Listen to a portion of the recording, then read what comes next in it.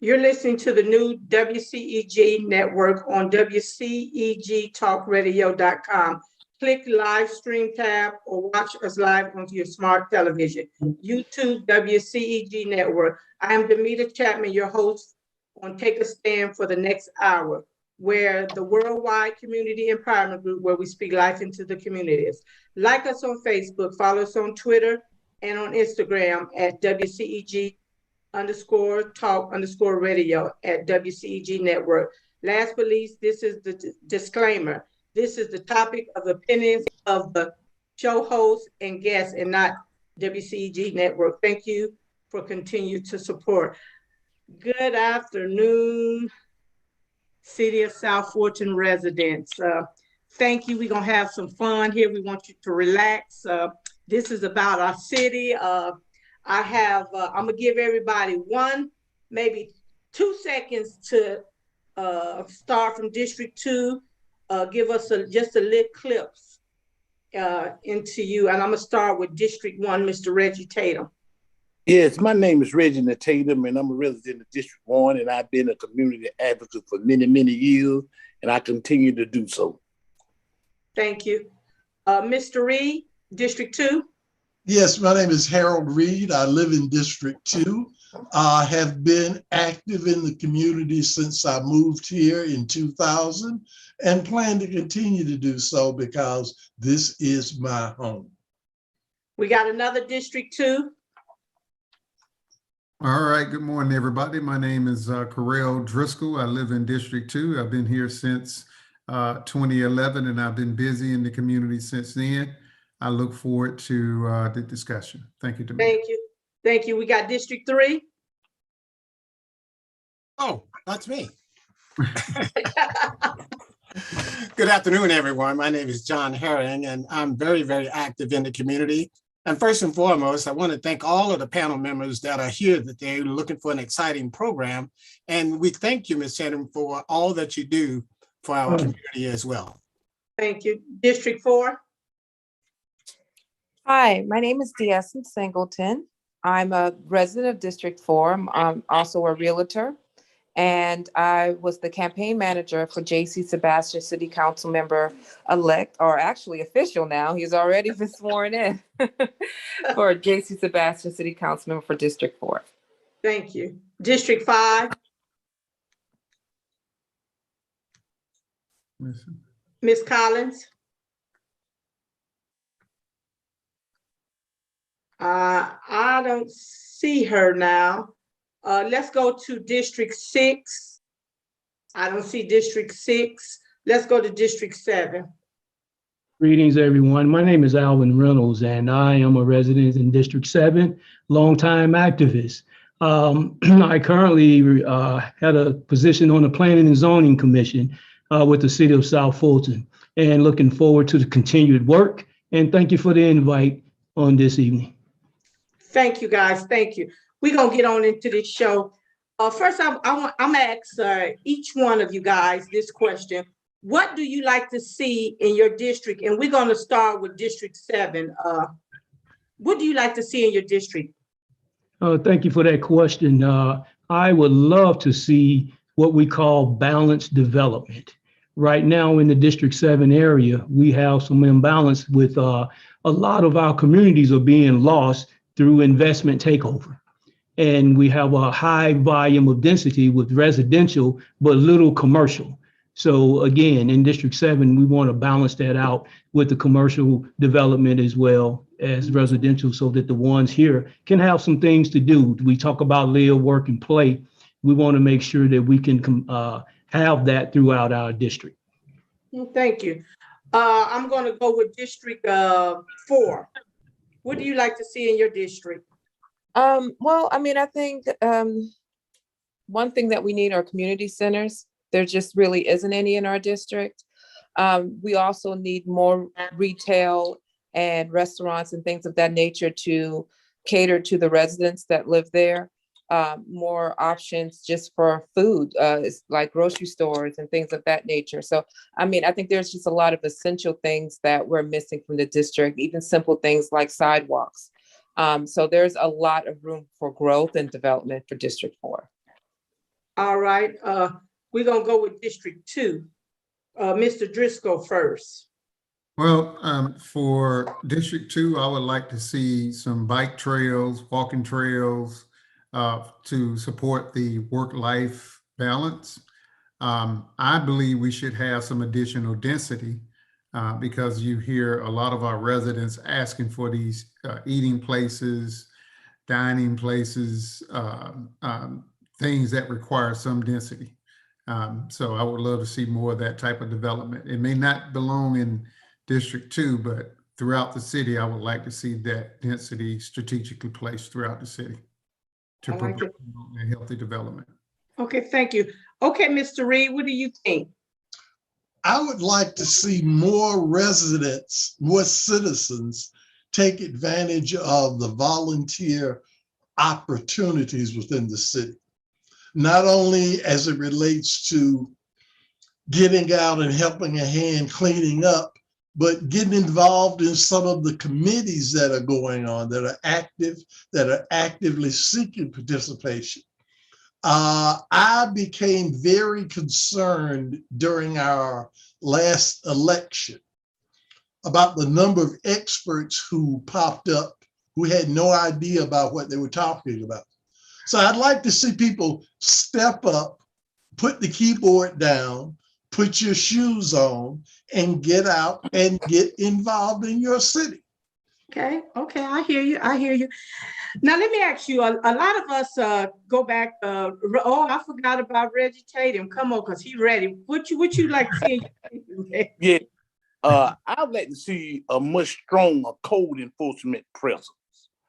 I noticed over a period of time, our code enforcement is not as strong as it should be. And as a result of that, if we don't strengthen it, our code enforcement presence, I'm mighty afraid that we're going to fall into the same category as many communities that have been destroyed throughout the country. Thank you. Okay, I see that Ms. Collins is back, so I'm going to ask Ms. Collins, what do you like to see in your district, Ms. Collins? And we're going to do a couple seconds. She's on mute. Ms. Collins? She's on mute. She's unmute, Ms. Collins. I'm unmuted now. What do you like to see? Yes. What do you like to see in your district, Ms. Collins? I would love to see better infrastructure.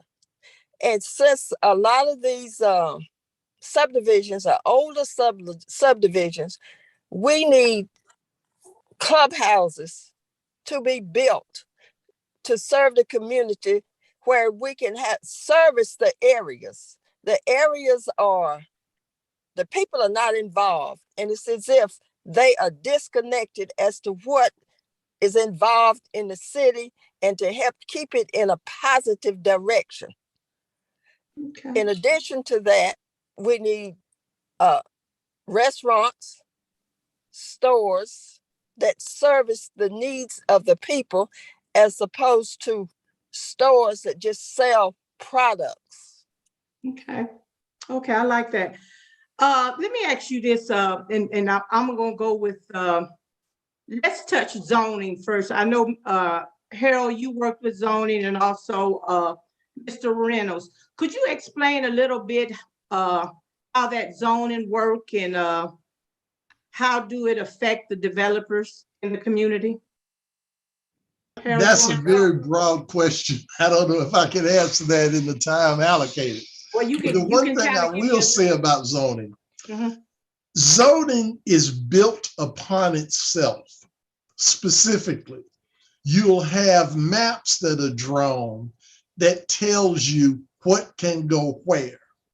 Once that's done, then it becomes a case of finding the what to put in the where. We think that just because we wish it, it will be there, and it doesn't work that way. Corro'll touched on something earlier that really needs to resonate in District 2, and that's the question of density. it's almost like we are afraid of the unknown without even attempting to find out what that unknown is. And that's true about everything from gas stations to strip malls to apartments, condominiums, tiny houses. We run from everything because we heard somewhere it wasn't good. Mhm. We need to step up and find out what is good, because there is a place within the city of South Fulton for all those things that I just mentioned. However, we are afflicted with that old-time disease, not in my backyard. Okay. Anyway, Okay, let me shut up. Okay, thank you, Harold, on that, because I know you can get long-winded. I know Reggie Tatum is he on the edge of his seat. So let me ask you something, Mr. Tatum. Let's talk about the overlay. Do Shantown have an overlay? Yes. Do you agree on having an overlay, or do you think your overlay need to be changed? No, overlays are very good. In fact, I was a part of the original overlay. I helped developing the original overlay, which is a cascade overlay for the entire Fulton County. And since then, many municipalities have adopted overlays, not only in Fulton County, but throughout the metropolitan area. But let me say this, you know, and I want to kind of touch on what Mr. Reid and Mr. Driskell said as it relates to density. I'm not opposed to density, but when you're talking about putting density in place, you're going to have ordinances that put in place to regulate the density.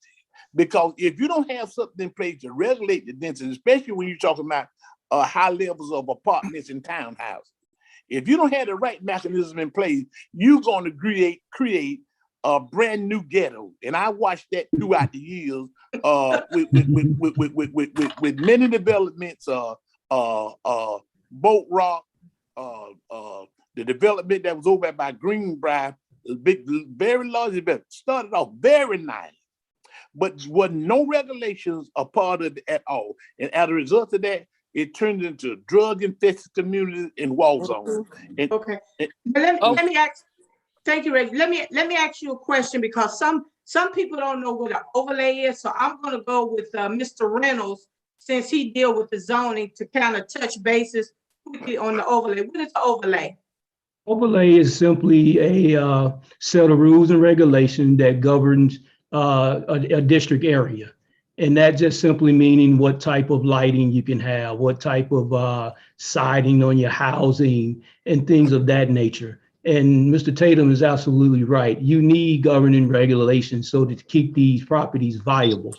One thing about zoning, and I wanted to touch bases on, was that we really have to educate our communities and our people about what zoning really is. Zoning definitely gives you the information of the what, the where, and the why. And we need to know when we see these zoning signs out, we don't need to ride by them. We need to collect the information so that we can get involved and know exactly why the developer want to change a zoning from R3 to R5 or from AG1 to R5. What does that actually mean? And so I'm all about educating the public on these types of things, which would benefit the community so that they can speak well and ask the right questions of developers when they're coming into the area. We need to allow developers to build what we want and not what they want to build. I said, thank you. Mr. Herron, I'm asking you because you live in District 3, and over there you have the Welcome All Park. Is that correct? That's correct. In your area, what do you want to see happening? I think on one of the streets they put some speed signs. Is that correct? The stop signs, because people was running down those streets. That was on Gillette. On Gillette Road. And they're absolutely working at this time. But I want to circle back to something that that Mr. Reid, Mr. Driskell, Mr. Reynolds and Mr. Tatum said.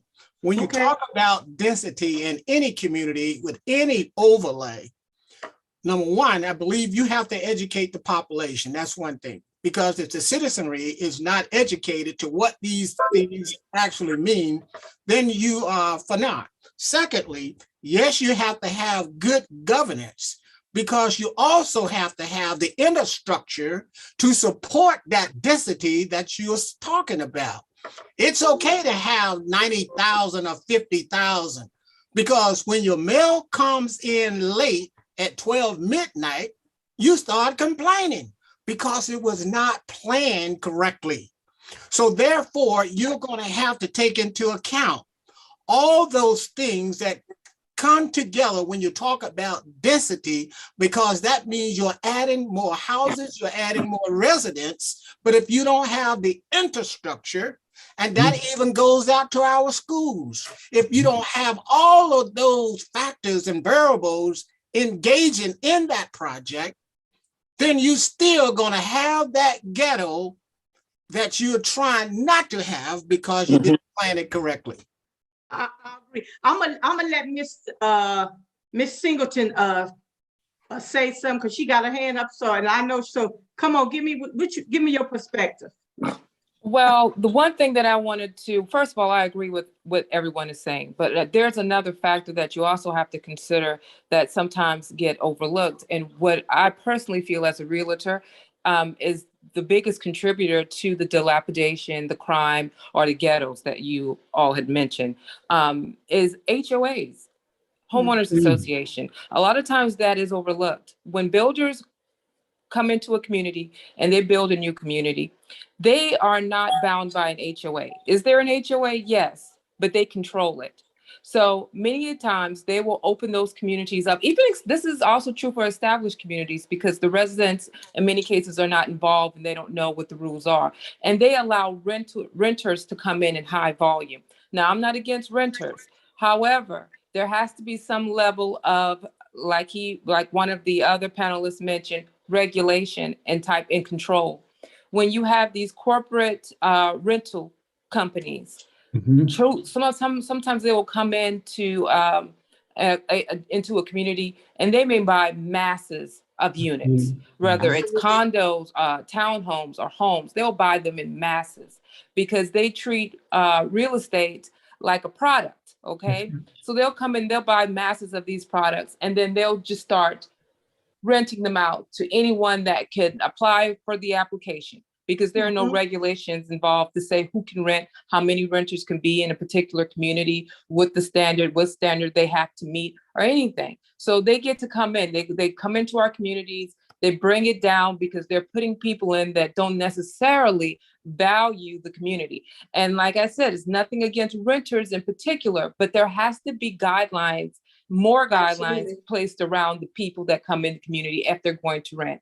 And also in regards to how many people are allowed to rent. When the number of renters outweigh the number of homeowners, there's going to be a problem in that community. Absolutely. If it gets anywhere close to that, it's going to be a problem in that community. And that is one of the things, more so than anything else, that leads to communities falling into disrepair, becoming dilapidated, becoming havens for drug use and violence and things of that nature. So, and they target certain communities. They target our communities. They target communities that are financially more appealing to someone to maybe mid income or lower income, or even, sometimes higher income. But they're going after those type of communities and properties. And not to say that's the only property that we have in our district and District 4, or any of the districts, because it's not. It's a plethora of communities in different price range.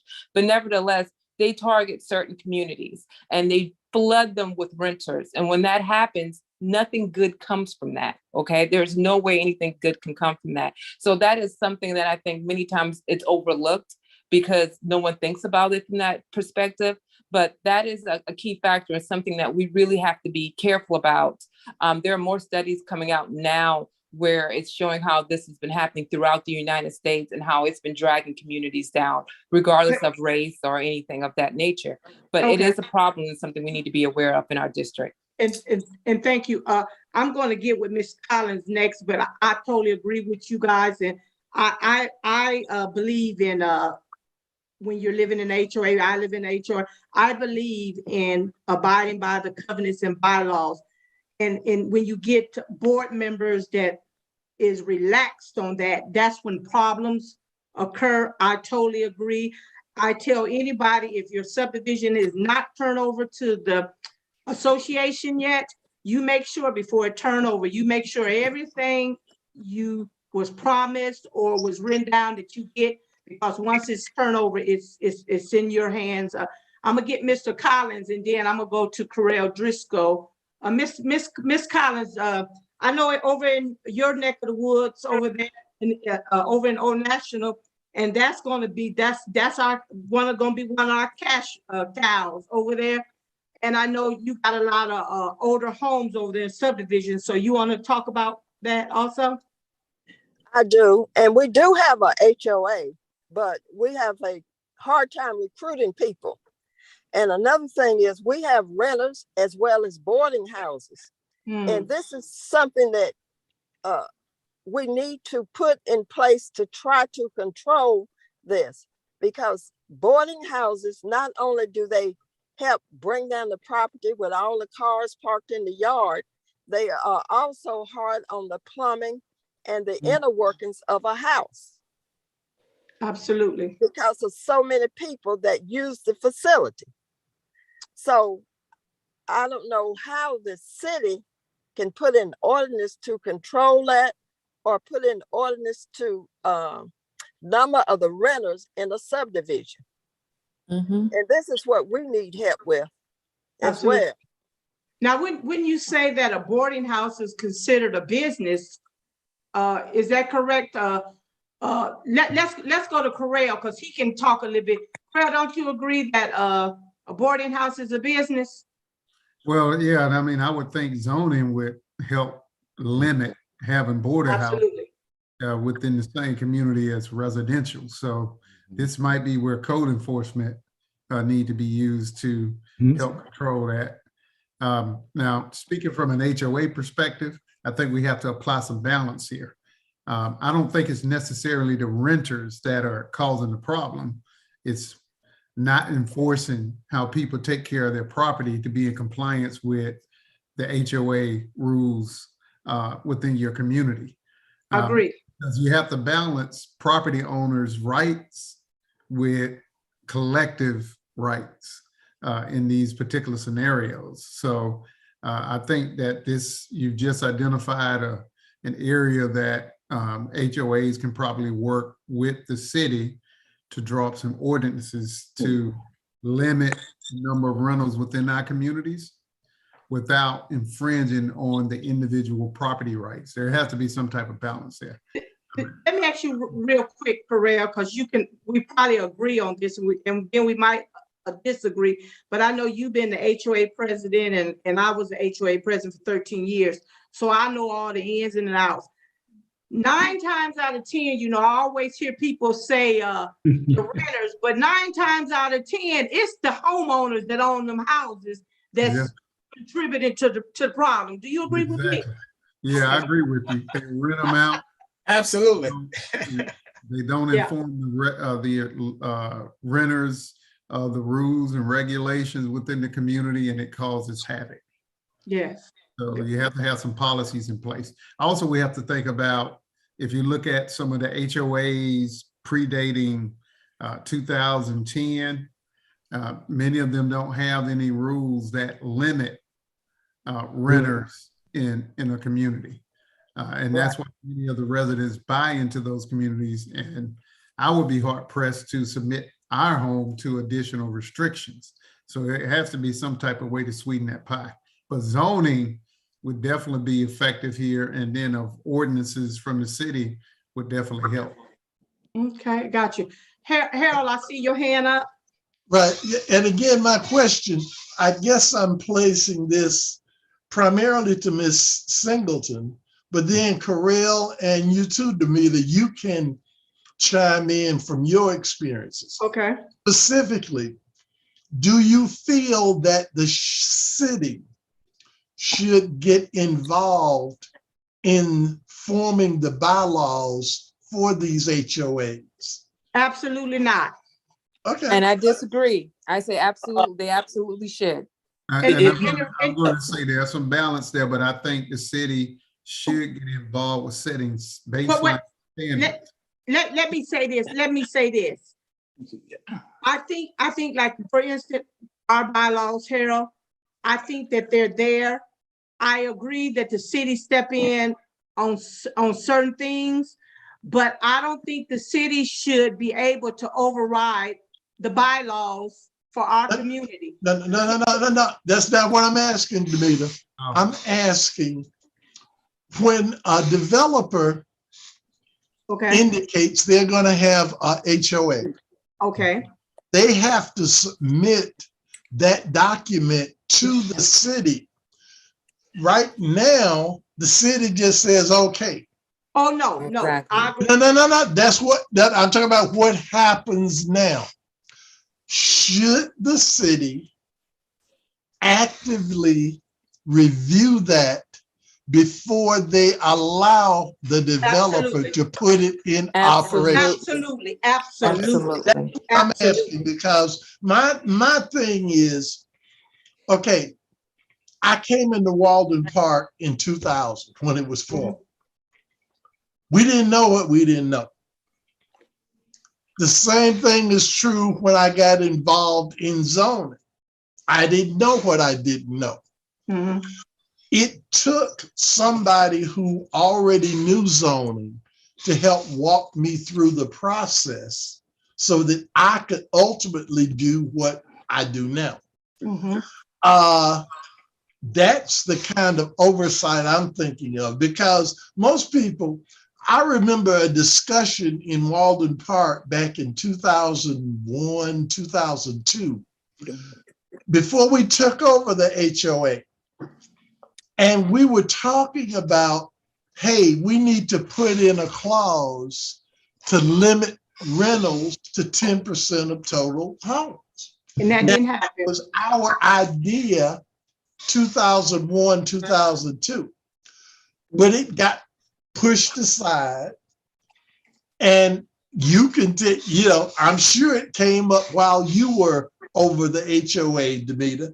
Yes. But see, again, somebody thought about it, but we still, when you only have 40 homes occupied, it's kind of hard to see the future for 725 homes.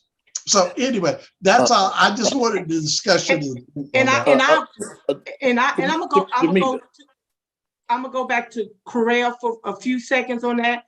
But I agree, Harold, because what is happening now, what I see what's happening now, we have investors like Singleton said, they're coming in and they're buying up all these houses at top dollars. They don't care who they put in there. And Exactly. so what happened is, I'm here for the long haul. They're there to make that $1,500 to $2,000 a month, and they don't care who they put in there. So I totally agree. I think sometimes Damita. yes. Yes, Come on, if I may, let me kind of bring this a little closer to home with you. I was Okay. very instrumental in getting the state law changed where cities and counties can develop a code enforcement division. Okay, now a code violation do not run with the owners of the rentals. A code violation runs with the property, and like Mr. Driskell said earlier, that's when code enforcement is the key. We already have things in place to deal with what we need to be dealt with. We just got to make sure these things that we have in place, the city is implementing them to the fullest. And that is where the breakdown occurred. It's not that we don't have nothing in place, we do. We just gonna have to make sure that our city government is making sure that our code enforcement division is effective and efficient. Okay? And I think we're trying to create what's going on an HOA and this and that and that and this him. We don't need to reinvent the wheel. We've already got things in place to deal with stuff like that. Now, from my perspective, I think going back to Harold's point, if we have the city establish requirements that so we can have consistency across communities, then we can require some of the language is included as a part of the declaration, right? For building these homes, so we'll have some consistency. And we have to think about today moving forward. I don't know if we can go and backdate. No, we can't. No, we can't. You can't.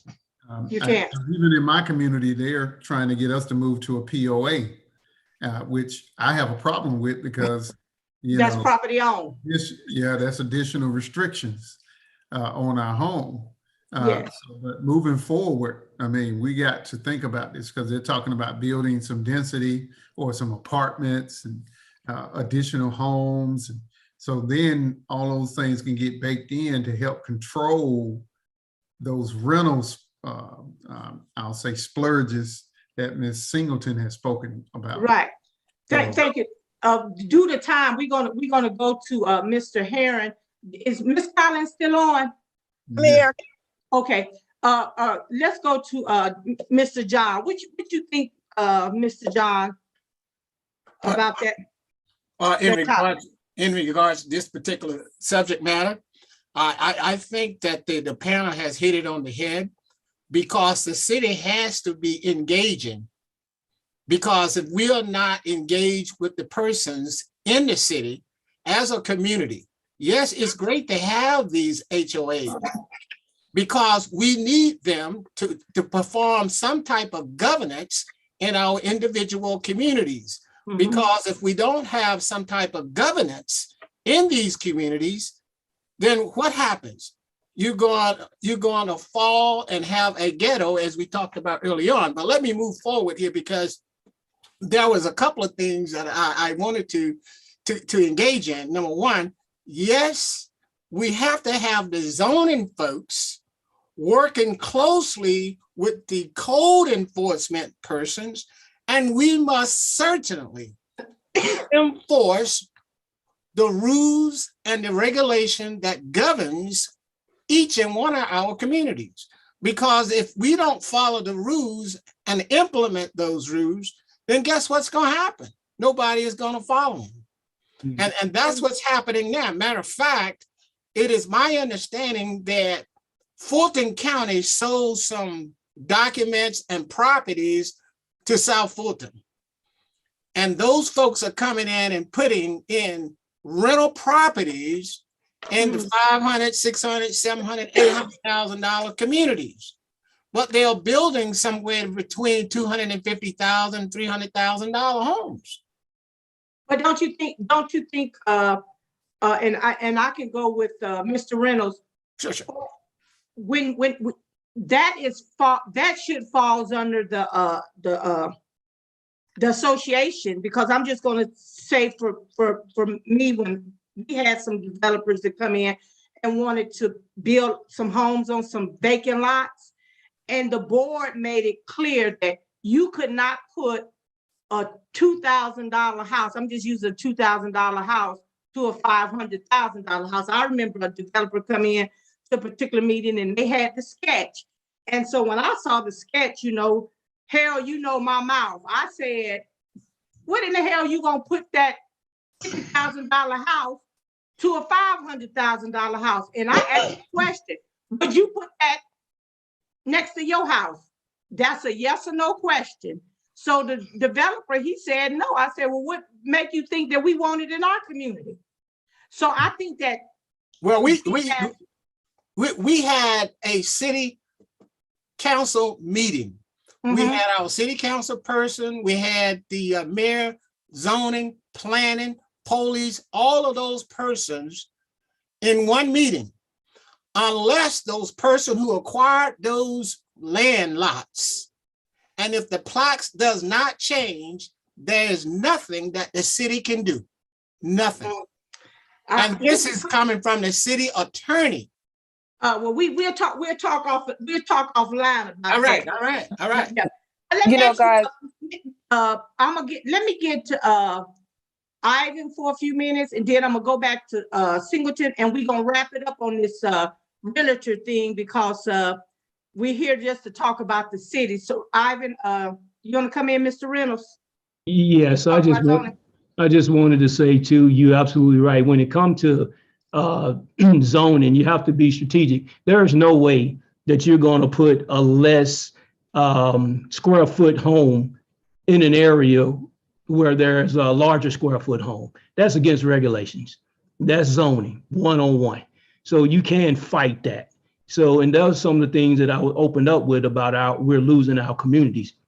Another thing, HOAs. What we did in our HOA, we attached the city ordinances to our HOA. People are more apt to follow the city ordinances than what the HOAs actually have in place. And so again, holding everybody accountable, code enforcement all the way down the line to make sure that these things are followed and then we're implementing them. Zoning is the key for all of this development. That's why we have to be educated on what it's all about. And I'm telling you, here in District 7, this is something that I'm focused on heavily, that we have to know what the development is coming into the area, what they're planning on doing, and we need to know these things ahead of time, not after the fact.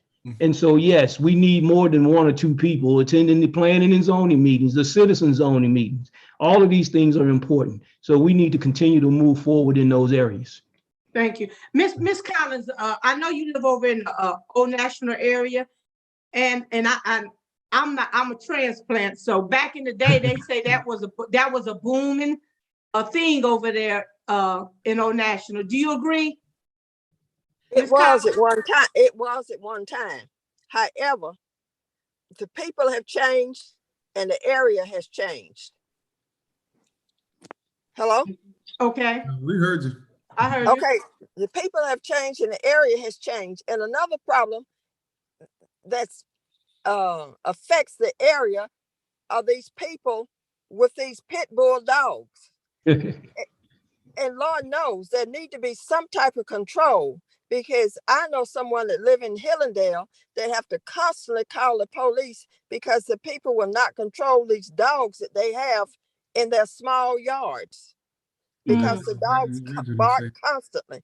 We need to look at that. And Mr. Reynolds, I would really appreciate it if you would have some type of classes on zoning on Zoom to help educate us. Yes, because ma'am. that is like so that. important. How about like it, Mr. that. Reid? I like I'm that. laughing because Alvin and I and a couple of other folks, this was pre-pandemic, but we had classes on zoning that we had, what was it, 3 or 4 different ones? Yes. Okay, now there were a couple where, yeah, we had about 20, 30 people, but then there were a couple where, anyway. But you know we got to get behind our people here. You know that. Well, yeah, that's true. But again, I saw all these experts come out of the woodwork during the last election. I'm saying, and I don't want to keep harping on that, but that's the problem, though. Well, that's the problem. But see, let me back up. I was heavily Election, involved to get the city formed.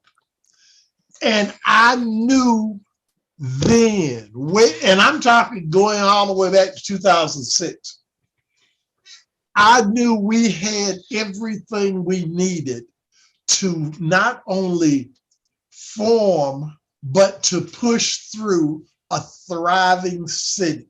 Absolutely. We have everything we need right here, but we have not harnessed the brain power here.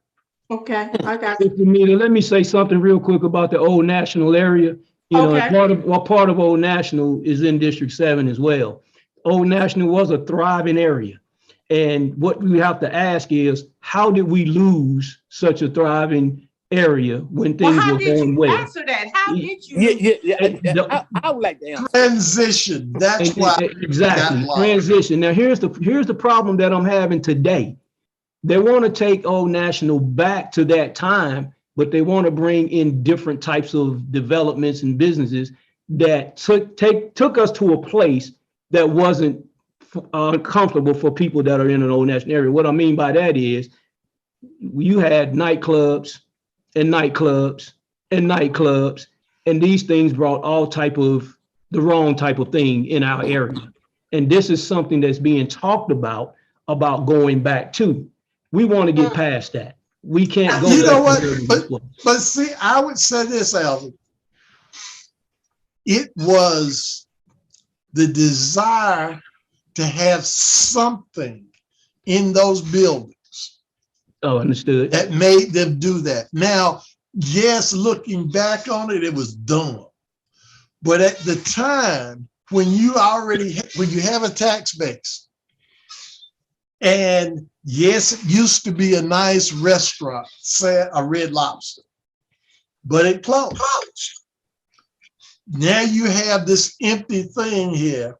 You want something in there so that in fact, hopefully just the occupation will ensure its continued existence. Okay. They took the easy route because we took the easy route. Now, I ain't talking about anybody here specifically. However, we decided, hey, I could put a club in here and it'll only cost me $5,000, as opposed to saying, hey, I can put in a quality restaurant here, but it'll cost me $15,000. Now, how do we convince ourselves that we are worth that $15,000 investment? Because we have that $15,000 right here. This ain't no broke area. We're not going to settle for less any longer, Mr. Reid. Absolutely. That's what I'm hoping. I'm hoping people will get stirred in their soul.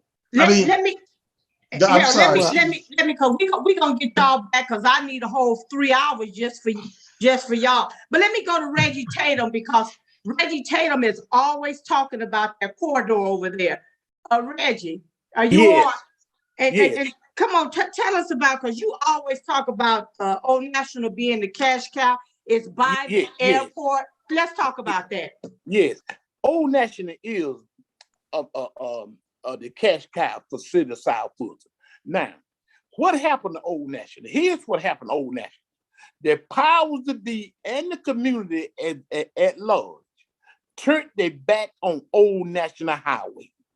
The Old National Highway got ran down because it was allowed to be ran down by the residents and the powers that be our public officials. See, if regardless of the change in the change of people, regardless of which way it goes, you're gonna have to have accountability measures in place at all times, because your show got the media. Your show got the perfect name. Take a stand.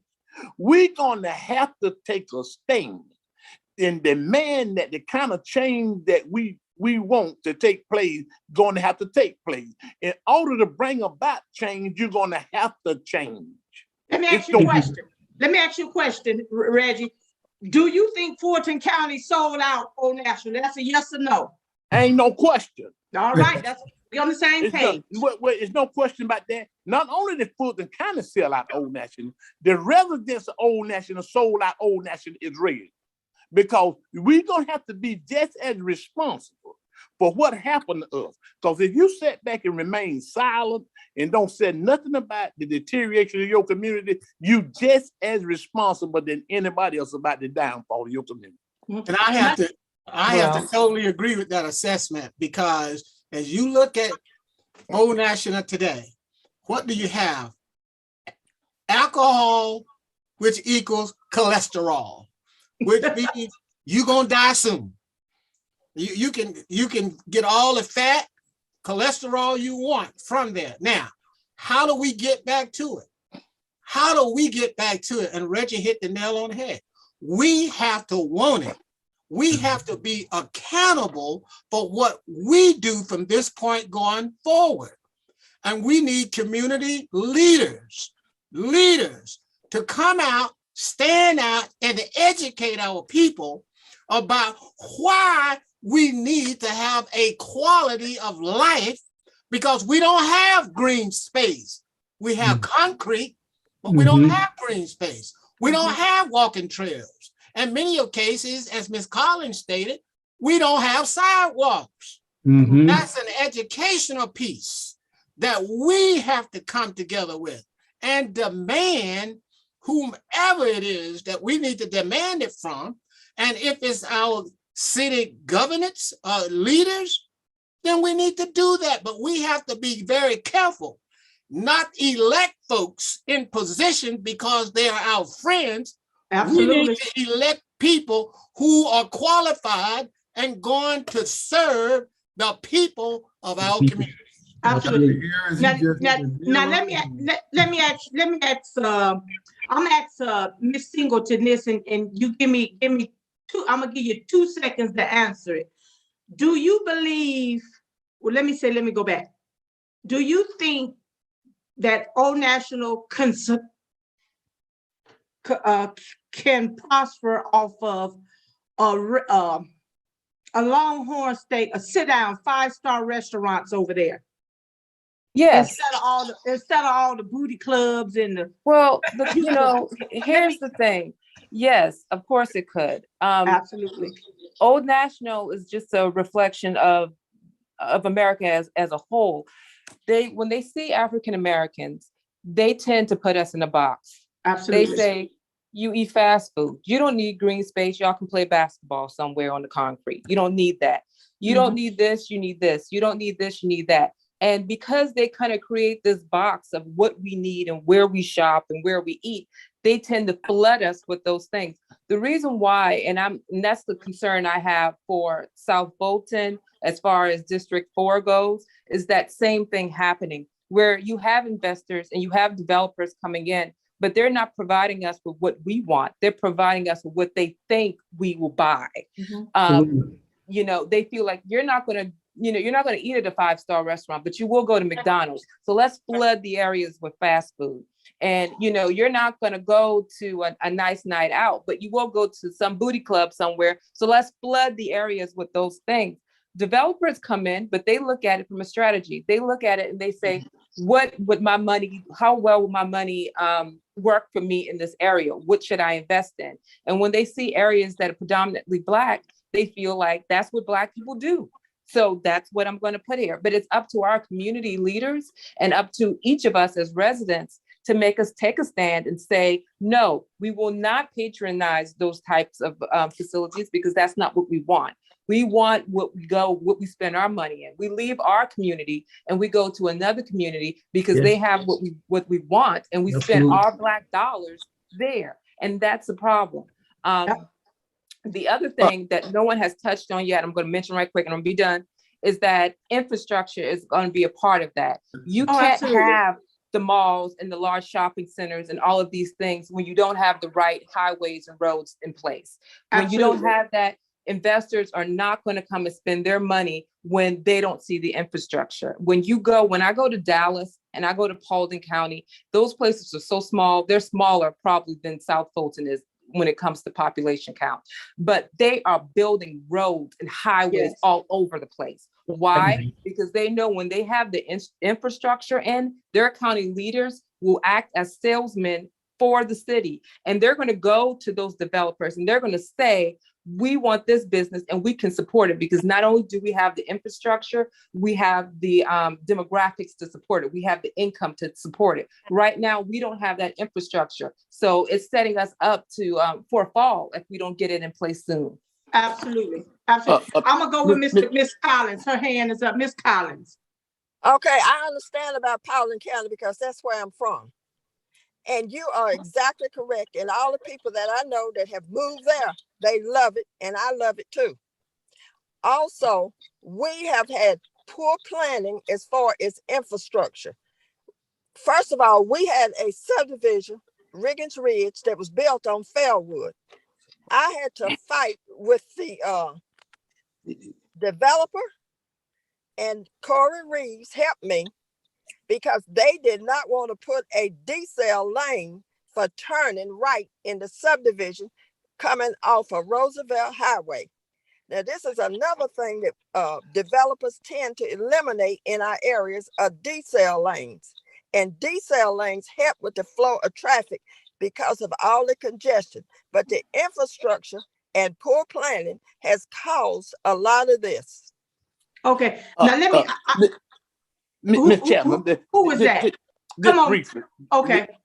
Listen, and one thing, when this city was put in place with understanding that we was creating some out of the box thinking, because the traditional way that we were thinking about development is just not working. I mean, for us to have conversations saying what developers gonna come in, developers gonna do that. You know, many cities throughout the country and the metropolitan area, they are going into the development business as well. Okay, a perfect example is Gwinnett County. Just bought Gwinnett Place Mall. Okay, now and they're going to develop that, right? Okay, now we're not to certain levels yet because we don't have the funding. But the city of Green Bay own the Green Bay Packers. Now, if you would notice, every Martin Luther King Drive in the country, every last one of them in the country, if you go down those streets are run down ghettos in the African American community. Whose fault is that? That's our fault.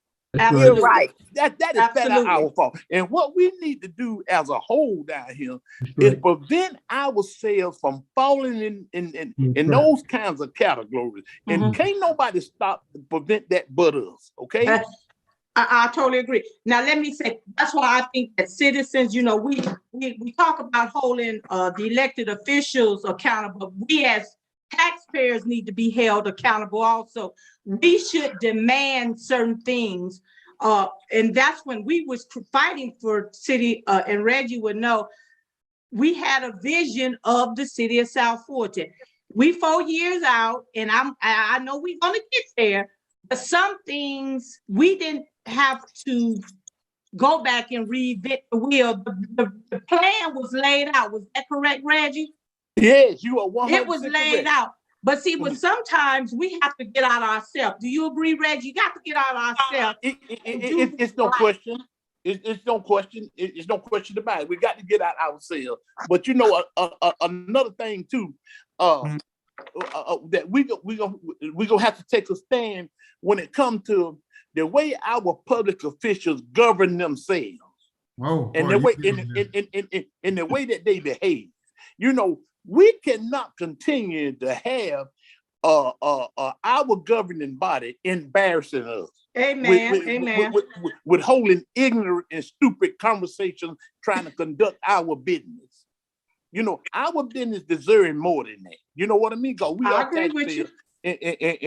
But now, and all for us, like I said earlier, and all of us to bring about change, we're going to have to make some changes. And that could include getting rid of them troublemakers, some of the troublemakers. You know what I mean? If that includes that, let's make an effort to do that too, because we're the ones going to have to bring about the change. Because politicians come and go. I don't have no allegiance to a politician at all. Amen. No allegiance. But what I do, I will support our public officials that are doing what's right about their people and their communities. I will do that, and I'm going to continue to do that. But for me, having allegiance to a politician, I don't want no politician coming in my face asking me to have no allegiance to them, because I'm not going to do that. And Reggie, if back in the day, you can say, I think we had the best code enforcement. It was with Fletcher and Wright. I mean, they came out, and if they saw a parked car with no tag, they took care of that. You can ride through subdivisions right now, cars parked on grass, no tags, and look like nothing's going to be done. You are correct, and that is what all of us need to zero in and ask our city officials, what in the world is going on? Why is this stuff is not being dealt with? I got Because- issues in my community right now that need to be dealt with that I've been grumbling about for months and months and months. And my question is, what is going wrong with our city? The reason why nobody is zeroing in on these code violations and correcting them. Because, you know, we pay the city of South Fulton pay a decent salary. Oh, absolutely. You know, I can see if our code inspectors was walking, but they ride. Mm-hmm. You know what I mean? So we just gonna have to hold everybody accountable. But let me go to this question that I have, and I want everybody to touch on this because this has been a hot topic, and some of the facts out there is not true. The city of South Fulton, we do have warehouses. We have them on Fulton Industrial where they should be, and we might have some over in Oakley.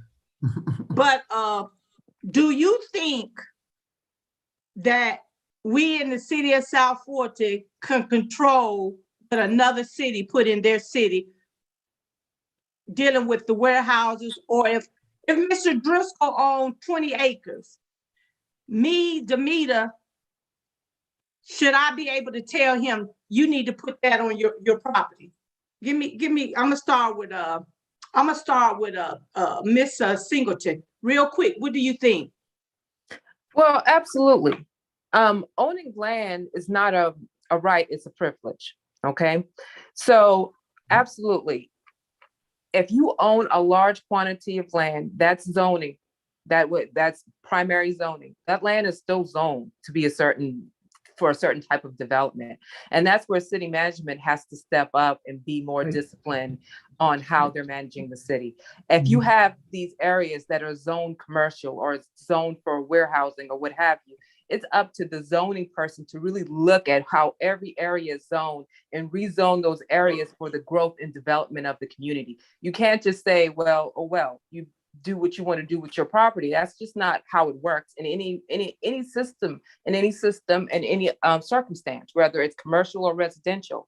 So no, that's where community government has to step up and make sure that things are being done accordingly. And I get the thing with the warehouses versus it coming in from Union City and this thing and that thing. But that goes back to our city leaders. That's where you negotiate. That's where you discuss. That's where you make alliances to make sure that your city is being served correctly. So no, I put that squarely on the shoulders of our city leaders and why that is happening and why it's continuing to happen. Okay. And I agree. What about you, Mr. John? I totally agree. Is that you have to build coalitions and relationships, especially if you are next door to someone. And right in some of our communities, and you may live in one, I may live in one, you don't even know your next door neighbor, whether you trust them or not. But if you have not established a working relationship with your counterparts in other cities, and this is where the confusion comes in, because they would tell you point blank, listen, I am bringing in revenue, I am bringing in whatever to my city to support my government, to support the citizens that I represent. And when they say that, that talks about what kind of relationship do you have with your constituencies and your partners that you suppose that live next door to you. Okay, thanks. What about you, Corro'll? Well, I have to put this square on the back of the citizens. I mean, and it's going back to what Mr. Reid said earlier, a lot of experts popping up out of nowhere in reference to development and, you know, warehousing being placed in the same areas as a community. That's a no-show with our zoning ordinances, but we can't control other cities. And so unfortunately, the borderlines of one city can intrude on the residents of another city. And like that goes back to Dr. Herring's point, relationship. I mean, we have to work with these other systems, other municipalities to make sure that our residents are happy. But I've seen so much misinformation put out by people who consider themselves as community leaders. We need to educate our people on the charter, zoning, and teach them about healthy development. Otherwise, we're just going to have people just circulating this misinformation. I totally agree. What you think, Ms. Collins? Oh, Over there.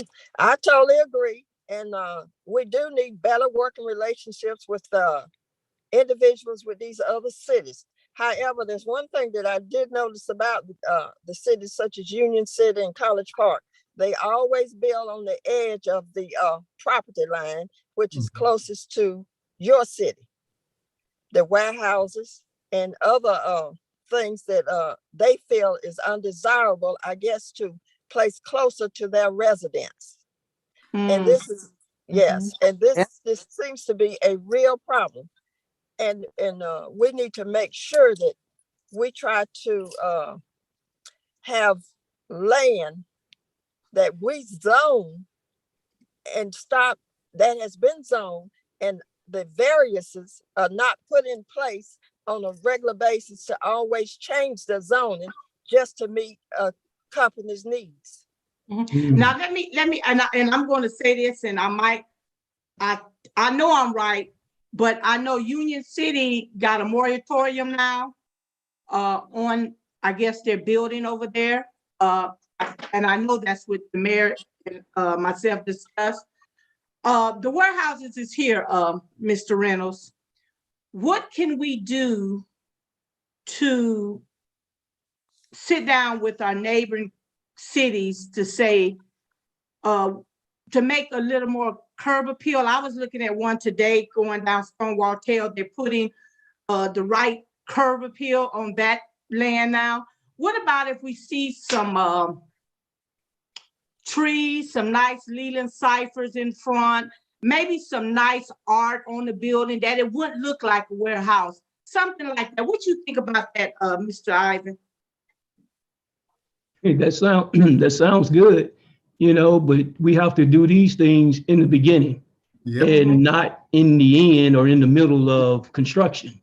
So relationships are key. So you have to get involved with their planning and zoning meetings and so forth, and meet, with their public officials, so you can outline what it is you want to see and how it's going to benefit and help your city. You can't control what other cities do.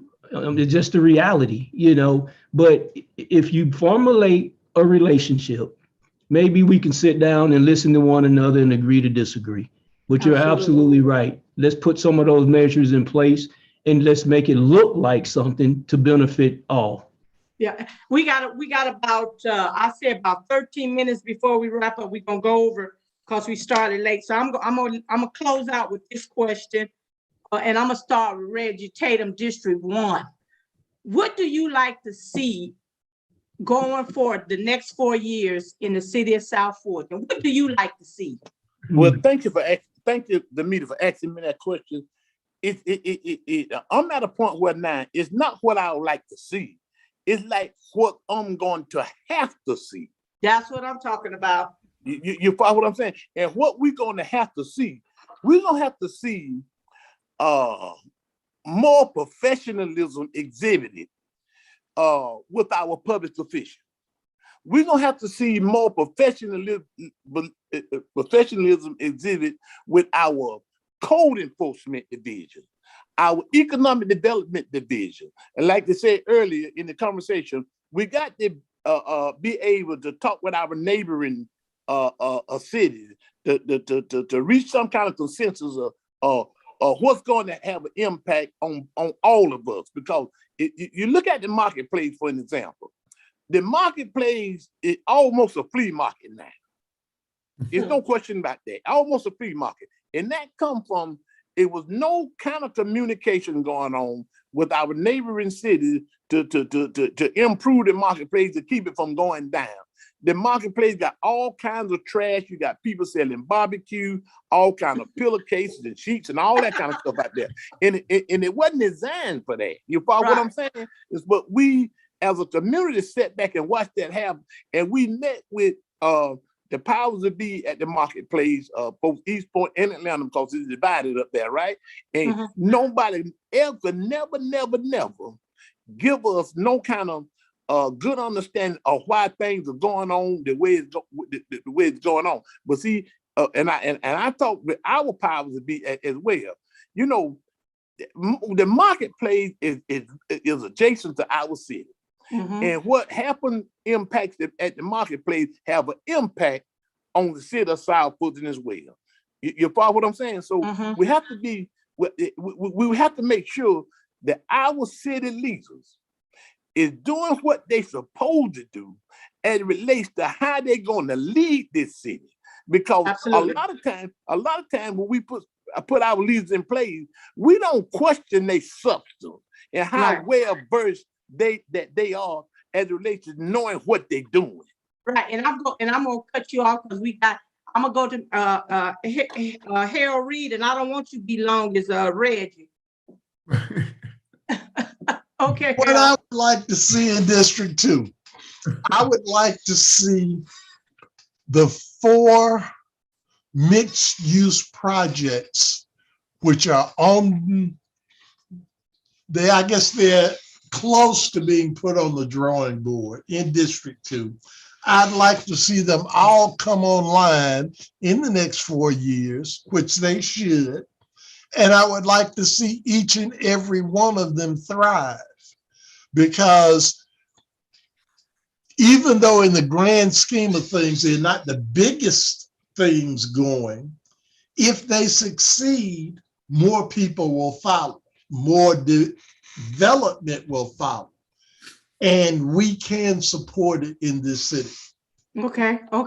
Corro'll? I would like to see more collaboration with the leadership. I know most of you all know that I'm very hard on the characteristics of our leadership. And of course, I will second the development statement from Harold Reid. And I would love to see more citizens educated on our charter for the city and get back to training citizens on zoning. And I think over the next 4 years, that will put us in a better position to elect awesome or great leadership in our city. Thank you. District 3, Mr. John? Yes, and thanks for that particular question, because I think everyone is setting it on the head. Nobody is talking about it, but we have got to have qualified and better leaders that are governing us. We have to be, for lack of a better term, on the hips of these folks. Absolutely. Because when you first come into an organization and you're talking about firing somebody that you have established a adversarial relationship with, that comes down to the citizens, and that's going to impact how we in terms look at how we are being governed. So we have got to understand one thing. Better communications means that you have to go to school and get educated on what you're supposed to do. What is your job? And stay in your lane. Because you are not going to accomplish anything when you think that you are a king. Now, I'm not bashing anyone. But what I am saying, though, is in order to move this city forward, you got to have a vision, and Absolutely. You just cannot come in and talk about firing people because you don't have the money that all these lawsuits are going to generate. You don't have the money to go out and recruit folks no more to come back to these jobs, because why should I want to work for you? And you just fired a guy that's making $360,000 in a very toxic environment. You got to pay me $500,000. Absolutely. So to answer your question, and so I won't belabor the point, I think we need to stop electing our friends as opposed to who have our best interest. Absolutely. I totally agree. And I'm gonna go to District 4, but I saw, let me tell you, I saw something today that Christopher Pike put out, and he put a flyer out of all the people that worked in our city the first 4 years. And I'm looking at that flyer. We had some great people. Now, some of them went on, majority of them went on to better jobs. But everybody that has left our city didn't just leave because they wanted to leave. So we just got to do better in communication, and we got to say everybody can't be a king. District 4. I would first, I would say I would agree with everything that everyone has said. And one thing I would want to see going forward is definitely dedication to the dream, dedication to the plan. I think sometimes we start so many things and we don't finish through, or we get them off and we get them going and then we walk away from it and it becomes dilapidated and things don't work out. I would like to see them just stick, like my dad would say, stick to itness, just stick to the plan and keep pushing through and not let things fall through. But I think one thing that we're going to have to see is more infrastructure. I think it's becoming a hard place to live in District 4 because those warehouses are here. It's a done deal. We can't get rid of them. They're here, Right. but they're causing some major financial problems. You know, home values are going down. It's unsafe at times to even drive down, you know, the major highways through District 4 Right. because of the traffic and all of these big rigs on the highway and everything. I mean, it's getting chaotic. So we have to get larger streets and highways in here so that we actually have, you know, safer driving, more gas stations so that we can get our, you know, fuel up in the morning. And just like the basic necessities, I think need to be in place. So I want to see the basic infrastructure improve more so than anything, and just having a vision, sticking to the vision, and making sure that we get what is deserved in our community. Thank you. We Two down words. to Two words. we down Impact fees. Yeah, we're down to the last 5 minutes, and I'm going to say this, and I'm gonna stand firm on what I'm going to say, and then we're gonna go to Mr. Reynolds to close it out. One thing I can say, you know, the warehouses is here. Is the warehouses causing some issues? Maybe, but I'm gonna say this. Homes are selling like hotcakes. They sure are. Wait, hold on. I know someone right now that's when they build their home in 2001 or 2002, they paid $150,000 and they just got $400,000 for their home. So, all day long. Absolutely. Mr. Reynolds, let's we down to 3 minutes. So Mr. Reynolds, I'm gonna close out with you, and then give me 1 minute, and then we're gonna close this thing out, and we got to have you guys back. All right, good. Listen, thank you for having me on today, and it's been an honor to share with this great panel. And over the next 4 years, all I want to see is better communication, more integrity, transparency, and we have got to have balanced development throughout the city. We have to have education in all areas and aspects of our committees that are formed and so forth. But we have to have governance for the people, by the people. We have to listen to our employer, which is the people. Amen. We got 2 minutes. I want to thank everybody for coming today to take a part of this. And I got Corro'll on, and I got Reid, and I got Reggie Tatum, and those, Harold is a little quiet, but I know I got Reggie Tatum and Corro'll. Those are my those are the cheerleaders, the city of South Fulton. Let us form a pact to hold these folks accountable. We ain't got to go after them and tackle them, Corro'll, unless you see they doing something wrong, and then I'm gonna say go. But let's form a pact to hold these folks accountable. That's from the mayor all the way down to the trash company. Yeah. Because when we were creating the city, we had some things in place. And so I got to get on another show at 4 o'clock, but Joe Flint called me the watchdog. Corro'll, I'm gonna call you watchdog number 2, and let's make it happen. We ain't got to go on the keyboard and pay them up. We just got to Reggie, you agree with me? Let's hold these folks accountable. Reggie Tatum. I think he already gone. Yeah, he gone, but he totally agree with me. we created a city when we was fighting for cityhood, and Corro'll, he'll tell you he wasn't for the city, but he's on board now because we are a city and we can be the best that we can be. But you know, and everybody, I'm gonna say this, everybody don't have to have all of that. I'm gonna leave that alone. It's just how we do it. It's just how we do it.